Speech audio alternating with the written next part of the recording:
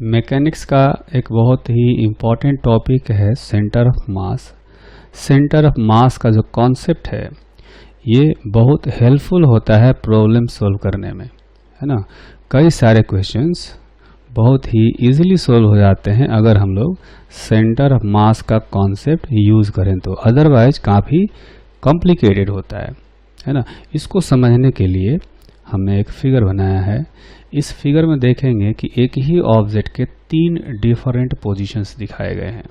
ठीक है, हमने क्या किया कि इस ऑब्जेक्ट को थ्रो किया, है ना, और यह ऑब्जेक्ट कुछ इस तरह से ट्रेजेक्टरी फॉलो करता हुआ इधर चला गया। ठीक है, लेकिन आप देखेंगे कि इसके जो डिफरेंट पॉइंट्स हैं, स्पेशली हम लोग कॉर्नर की बात करें, एक कॉर्नर है यहाँ पर ए, वो अलग कॉर्नर यहाँ पर देखेंगे इधर दिख रहा है और यहाँ पर इधर दिख रहा है। ठीक है, अच्छा इस कॉर्नर की बात करें, यहाँ पर कॉर्नर है बी, ये वाला कॉर्नर आ गया बी इधर, और यहाँ पर ये कॉर्नर आ गया बी। ठीक है, अगर इसकी बात करें, यहाँ पर एक कॉर्नर है सी, वही कॉर्नर सी यहाँ पर है और वही कॉर्नर सी यहाँ पर है। ठीक है, सिर्फ 3 पॉइंट ही लेकर हम देखते हैं, है ना। तो क्या अगर पूछा जाए कि इस ऑब्जेक्ट का डिस्प्लेसमेंट कितना हुआ, तो हम किस पॉइंट का डिस्प्लेसमेंट बताएं? क्या पॉइंट ए का डिस्प्लेसमेंट बताएं या बी का बताएं या सी का बताएं? क्योंकि तीनों का डिस्प्लेसमेंट जो है वो डिफरेंट हुआ है। आप देखेंगे कि यहाँ पर पॉइंट ए का जो डिस्प्लेसमेंट है वो बिल्कुल इतना सा हुआ है। ठीक है, अच्छा अगर पॉइंट बी का डिस्प्लेसमेंट देखें तो पॉइंट बी का डिस्प्लेसमेंट ज़्यादा हुआ है ना। इनिशियल पॉइंट यहाँ था और ये बी घूमते घूमते यहाँ पहुँच गया, तो बी का डिस्प्लेसमेंट देखेंगे कि ये ज़्यादा हुआ है। और अगर सी का देखें तो और भी ज़्यादा लग रहा है, हालांकि ये घूमते हुए गया है, लेकिन सी का डिस्प्लेसमेंट अगर लाइन ड्रॉ करके देखें तो सी पॉइंट यहाँ पर है और ये यहाँ से डिस्प्लेस होके यहाँ पहुँच गया। तो सबसे ज़्यादा डिस्प्लेसमेंट पॉइंट सी का हुआ है ना। ए का कम हुआ है, बी का थोड़ा ज़्यादा हुआ है, सी का और भी ज़्यादा हुआ है। तो 3 डिफरेंट पॉइंट्स लिए हमने, तीनों का जो डिस्प्लेसमेंट है वो डिफरेंट है। वैसे ही इस पे 1000 पॉइंट्स होंगे इस ऑब्जेक्ट पर, तो सबका डिस्प्लेसमेंट डिफरेंट हो सकता है ना। तो हम लोग ऐसे केस में क्या करते हैं कि जब किसी ऑब्जेक्ट का या सिस्टम का शेप और साइज इम्पोर्टेंस नहीं रखता हो, तो हम लोग क्या करते हैं, इस ऑब्जेक्ट को एक छोटे से पार्टिकल से रिप्लेस करते हैं, है ना। छोटे से पार्टिकल से उसको रिप्लेस करना हो तो छोटे से पार्टिकल को कहाँ पर रखेंगे? तो उस छोटे से पार्टिकल को हम रखेंगे उसके सेंटर ऑफ मास पर, है ना। सेंटर ऑफ मास एक पॉइंट है जहाँ पर हम ये मान सकते हैं कि ये पूरा ऑब्जेक्ट का मास उस जगह पर कॉन्सेंट्रेटेड है। जैसे मैं मान लूँ कि ये जो ऑब्जेक्ट है इसका सेंटर ऑफ मास यहाँ पर है, फिर ये सेंटर ऑफ मास यहाँ चला गया, फिर ये सेंटर ऑफ मास यहाँ आ गया। ठीक है, तो सेंटर ऑफ मास वैसे तो इस पाथ को फॉलो किया है ना, लेकिन अगर डिस्प्लेसमेंट पूछा जाए, इस ऑब्जेक्ट का डिस्प्लेसमेंट पूछा जाए, तो हम लोग सेंटर ऑफ मास का डिस्प्लेसमेंट बताएंगे। ठीक है, तो सेंटर ऑफ मास का जो कॉन्सेप्ट है वो तब यूजफुल होता है जब ऑब्जेक्ट का या सिस्टम का जो शेप साइज हमारे लिए कोई इम्पोर्टेंस नहीं रखता हो। ठीक है, तो पहले हम लोग क्या करते हैं, पहले सेंटर ऑफ मास का डेफिनेशन लिख लेते हैं। Centre of mass is a point where total mass of an object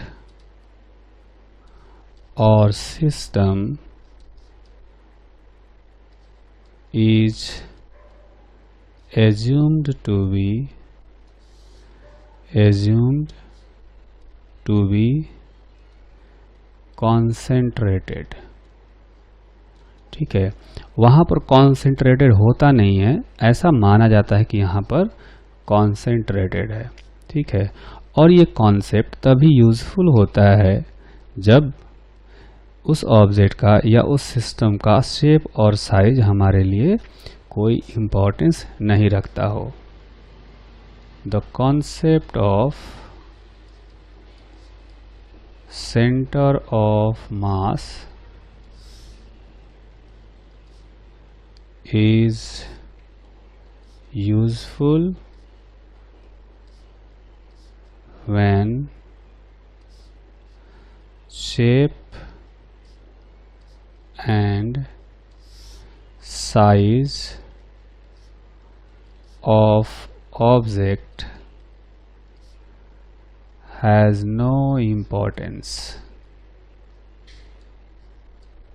ठीक है, जैसे कि आप जानते हैं कि जो मिसाइल्स होते हैं, मिसाइल्स का जो साइज है बहुत बड़ा होता है ना, वो 25 मीटर या 50 मीटर लेंथ तक के होते हैं। ठीक है, इतना बड़ा मिसाइल होता है। जब उसकी रेंज पता करनी होगी तो क्या करेंगे, मिसाइल के सेंटर ऑफ मास को, सेंटर ऑफ मास का जो डिस्प्लेसमेंट होगा उसके डिस्प्लेसमेंट को देखते हैं, उसके रेंज को देखते हैं, है ना।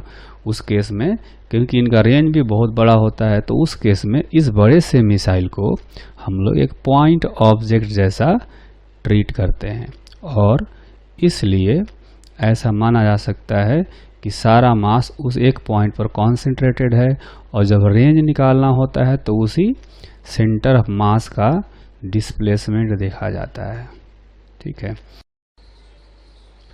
तो ये कहा जा सकता है कि कोई बहुत ही बड़ा ऑब्जेक्ट हो जिसका कि शेप और साइज हमारे लिए कोई इम्पोर्टेंस नहीं रखता हो, तो उस बड़े से ऑब्जेक्ट के बदले में एक छोटा सा पार्टिकल उसके सेंटर ऑफ मास पर रखा जा सकता है। So a large object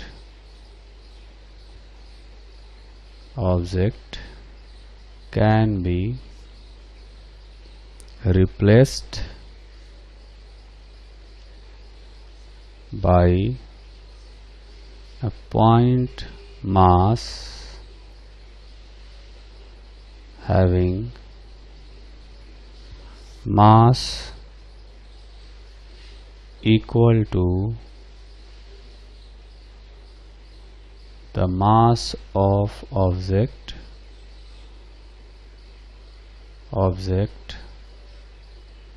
and that point mass should be placed at center of mass of large object. ठीक है, मतलब कि कोई बहुत बड़ा ऑब्जेक्ट हो तो उसको एक पॉइंट मास से रिप्लेस कर सकते हैं जिसका कि मास उस ऑब्जेक्ट के मास के इक्वल होगा, और उस पॉइंट मास को हम लोग कहाँ रखेंगे, उस ऑब्जेक्ट के सेंटर ऑफ मास पर। जैसा कि इस फिगर में देखेंगे तो मैं ये कर सकता हूँ कि ये जो ऑब्जेक्ट है, बड़े से ऑब्जेक्ट को हटा करके, अगर बड़े से ऑब्जेक्ट का मास m है तो उसको हटा करके एक छोटा सा पॉइंट मास यहाँ पर रख सकता हूँ जिसका कि मास उतना ही रखेंगे। ठीक है, उसी तरह से ये बड़ा ऑब्जेक्ट है तो उसका जो पॉइंट मास है उसके बदले में यहाँ पर रखा जा सकता है, इस बड़े से ऑब्जेक्ट के बदले में यहाँ पर पॉइंट मास रखा जा सकता है। तो अब ये एक छोटा सा पार्टिकल हो गया, उसका जो शेप है, जो साइज है वो गायब हो गया। अब हम बता सकते हैं कि ये पार्टिकल कैसा पाथ फॉलो किया है, या कितना डिस्प्लेसमेंट हुआ है, या कितनी वेलोसिटी है, या कितना एक्सेलरेशन है। तो इस केस में हम लोग जब भी किसी बड़े से ऑब्जेक्ट का वेलोसिटी या एक्सेलरेशन या डिस्प्लेसमेंट पूछा जाए तो सेंटर ऑफ मास का ही एक्सेलरेशन या वेलोसिटी या डिस्प्लेसमेंट बताते हैं। ठीक है, अब हमें सीखना है कि सेंटर ऑफ मास कैलकुलेट कैसे करते हैं। तो सेंटर मास कैलकुलेट करने से पहले कुछ हमें टर्म्स सीखने होंगे, वो टर्म्स पहले सीख लेते हैं। जैसे आता है कि जो सेंटर ऑफ मास हम लोग कैलकुलेट करते हैं वो दो टाइप के मास डिस्ट्रीब्यूशन के लिए करते हैं, है ना। तो जो मास डिस्ट्रीब्यूशन होता है वो दो टाइप का होता है। एक होता है डिस्क्रीट डिस्ट्रीब्यूशन,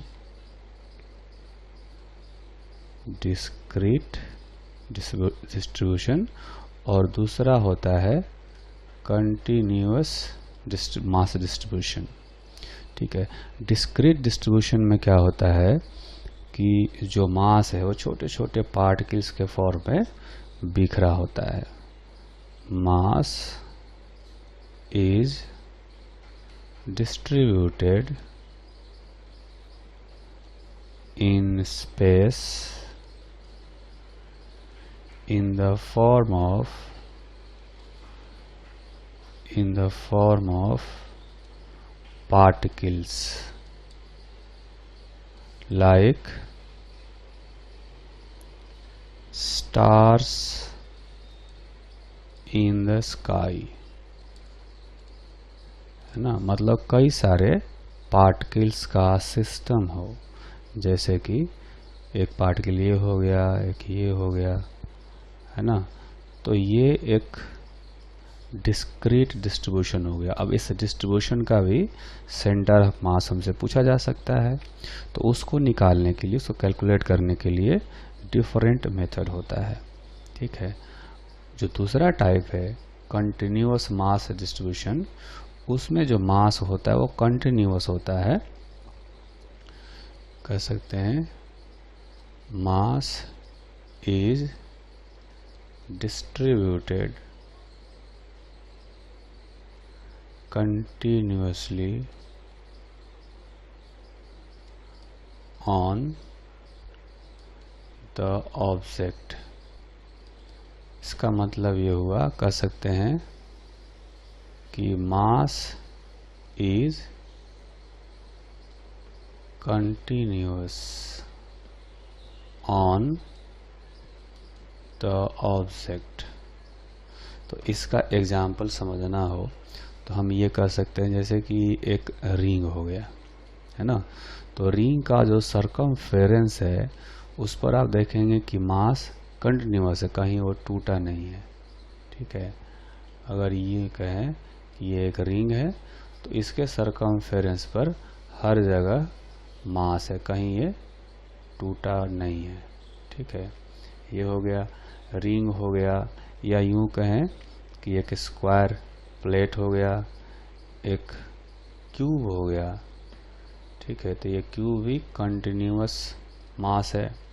उसी तरह से स्फेयर हो सकता है, एक रॉड हो सकता है।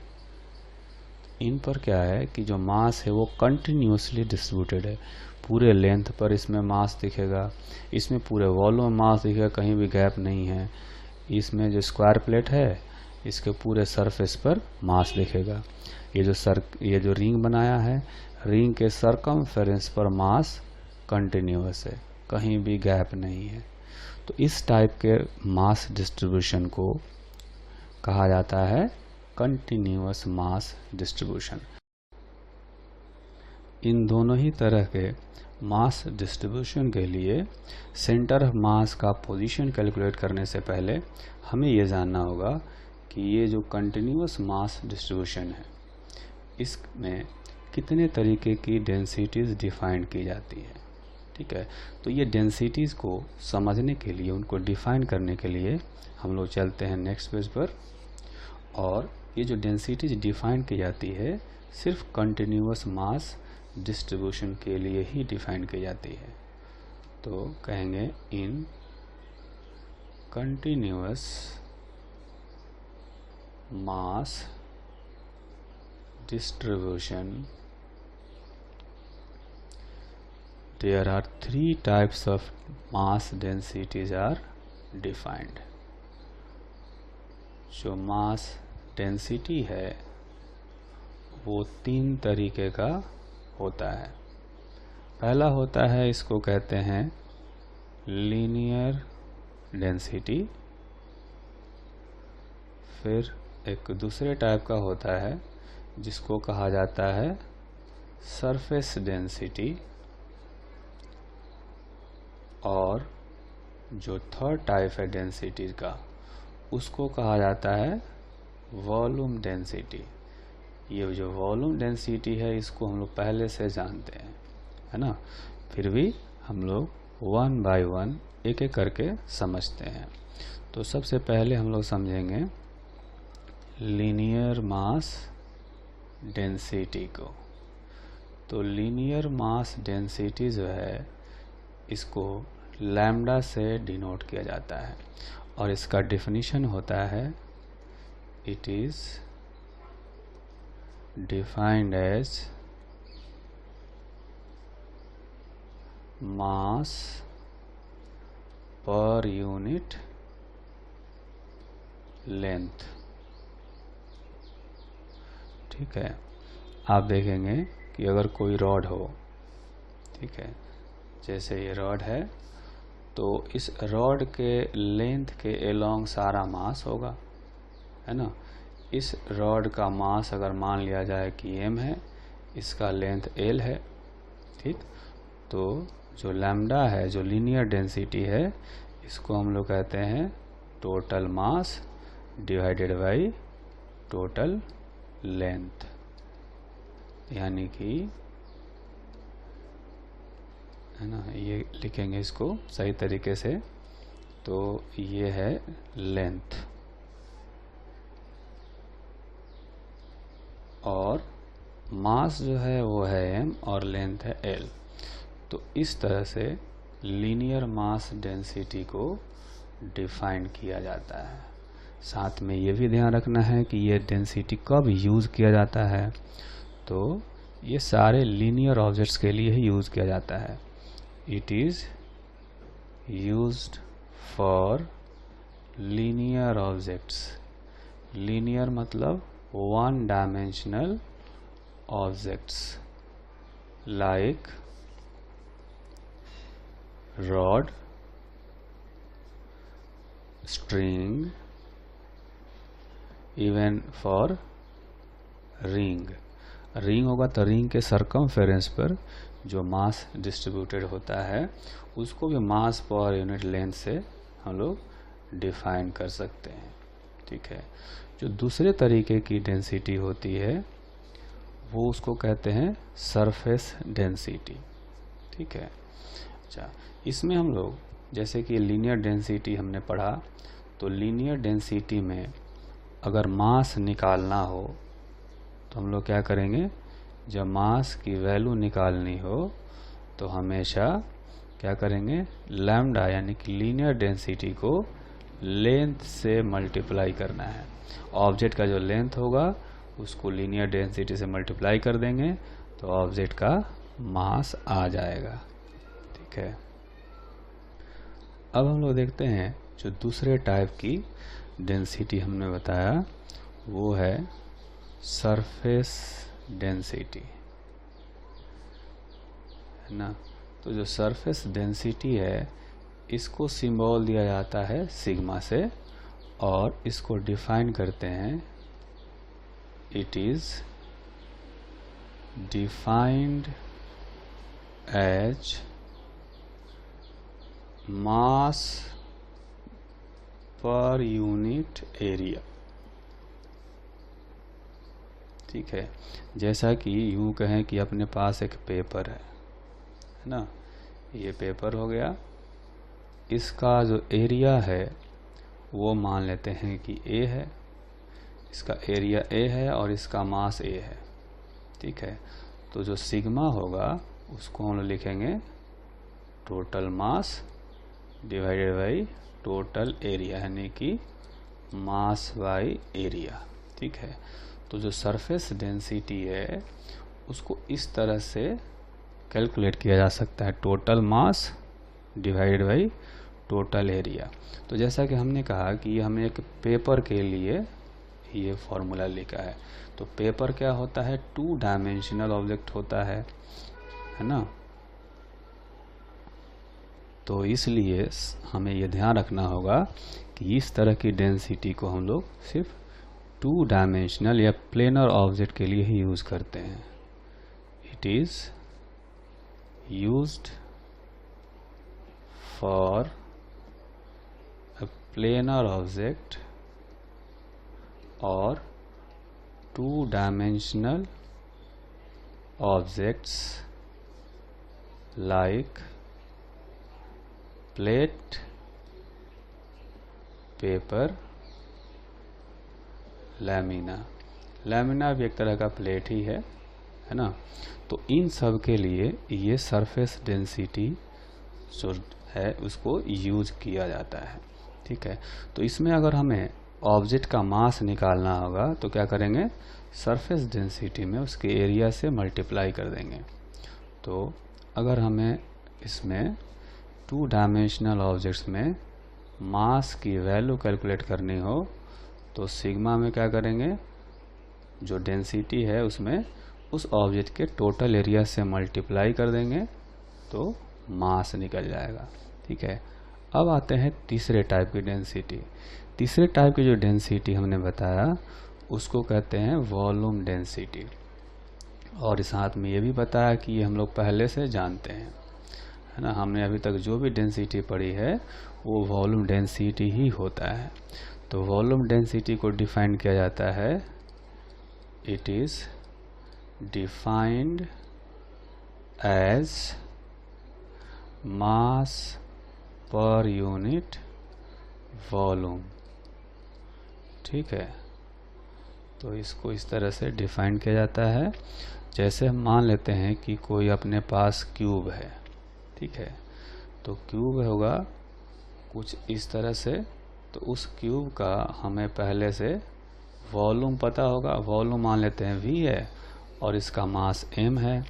तो जो वॉल्यूम डेंसिटी है रो उसको हम लोग कुछ इस तरह से लिखेंगे, mass of object divided by total volume of the object, यानी मास बाई वॉल्यूम. ठीक है. अब ये देखेंगे कि ये जो है हमेशा 3 डायमेंशनल ऑब्जेक्ट्स के लिए यूज़ किया जाता है. This type of density is used for 3D objects, है ना. अगर कोई कहे कि पेपर की डेंसिटी बताओ मास पर यूनिट वॉल्यूम, तो नहीं बताएंगे. पेपर क्योंकि एक प्लेन होता है तो हमारे लिए ज़्यादा आसान रहेगा कि मास पर यूनिट एरिया पर पता हो. एक रॉड होगा तो उसमें मास पर यूनिट वॉल्यूम हम जानने की कोशिश नहीं करेंगे. उसमें हम क्या जानने की कोशिश करेंगे कि उसके यूनिट लेंथ का मास कितना है, क्योंकि उसका लेंथ ही हमें पता होता है. ठीक है. तो कुल मिलाकर के ये 3 तरह की डेंसिटीज होती है ना. और अगर वॉल्यूम डेंसिटी में, इस वॉल्यूम डेंसिटी में हमें पता करना हो कि ऑब्जेक्ट का मास कितना है. ठीक है. तो मास पता करने के लिए हम लोग क्या करते हैं कि जो वॉल्यूम डेंसिटी है रो उसमें उस ऑब्जेक्ट के टोटल वॉल्यूम से मल्टीप्लाई कर देते हैं. तो इस तरह से मास उस ऑब्जेक्ट का निकल जाएगा. ठीक है. तो ये 3 तरह की डेंसिटीज हो गई. अब हम लोग क्या करेंगे कि दोनों तरह का जो मास डिस्ट्रीब्यूशन हमने सीखा, डिस्क्रीट डिस्ट्रीब्यूशन और कंटिन्यूअस मास डिस्ट्रीब्यूशन, दोनों टाइप के जो डिस्ट्रीब्यूशन है उनके लिए सेंटर ऑफ मास की वैल्यू कैलकुलेट करेंगे.